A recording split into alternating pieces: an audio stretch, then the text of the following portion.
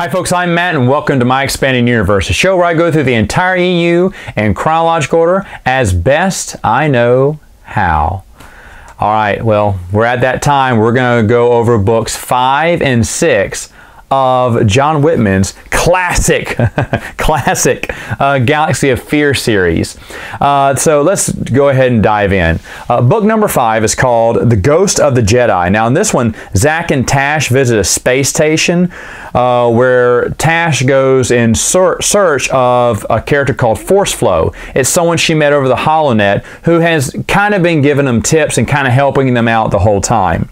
So she wants to meet Force Flow. Now this is the same time where we find out that Tash has the Force. Aha! Which means Zack has the Force, but they never really go into that at all in this series. Just about Tash and how she's strong in the Force. So it's okay to have a Force sensitive here. And by the way, who is Force Flow? Methinks Tash is being, what's it called? Catfished. See, I'm not that old yet. Catfish. That's when you go fishing and you think you got a catfish and it's a flounder. Ha! Anyway, book 6 is Army of Terror, and in this one, basically, this is the finale. Everything comes to an end. We finally see some of Hool's background. It's Gog versus Hool in a final showdown.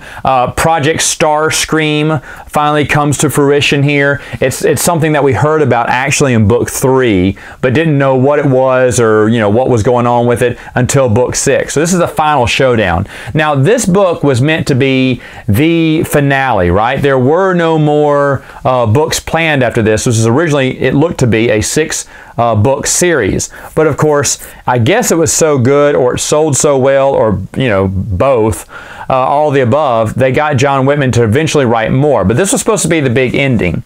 So let me just talk about what I felt about the first 6. Well, you guys already know. I loved them. I thought they were really good. There's a lot of good connections in there. The stories weren't that bad. And it kind of, besides the whole, every chapter has to end on a cliffhanger, which really wore me down. Like, I don't know how people enjoyed Goosebumps, but of course, that was past my time, so I can't really say anything, I guess. But anyway, besides that, which wasn't his fault, I think these are really good books, and I do think they were worth your time. But wait, like they say in the infomercial, there's more, and I'll get to those others in another video. Catfish. That's when you go fishing and you think you got a catfish and it's a flounder. Ha! Not a 42-year-old man.